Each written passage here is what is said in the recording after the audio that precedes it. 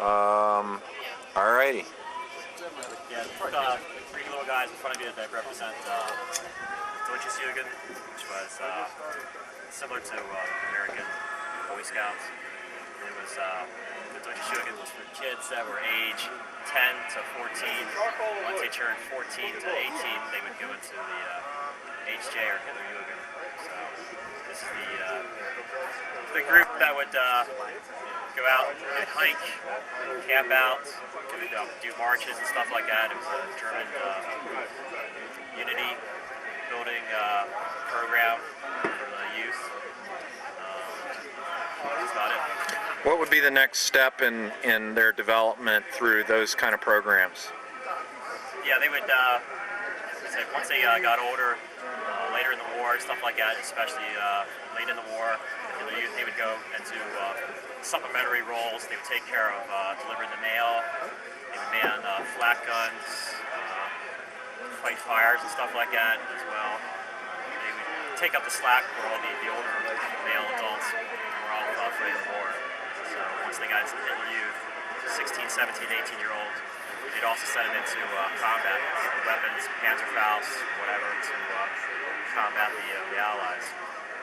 Would most boys be involved in this organization? Would it be like a majority of boys within Germany? Right. It began early in the 1930s as being a voluntary program.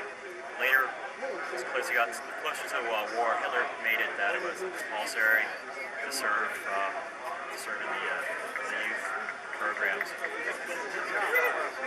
If, let's say, boys wouldn't join up, would these boys kind of be somewhat enforcers like the brown shirts were to the adults?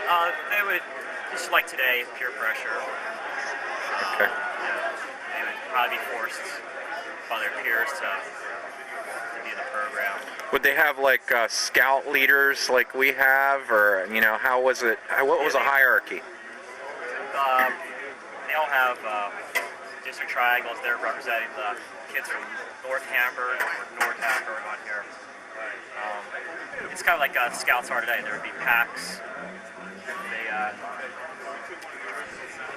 They would have different groups in Germany.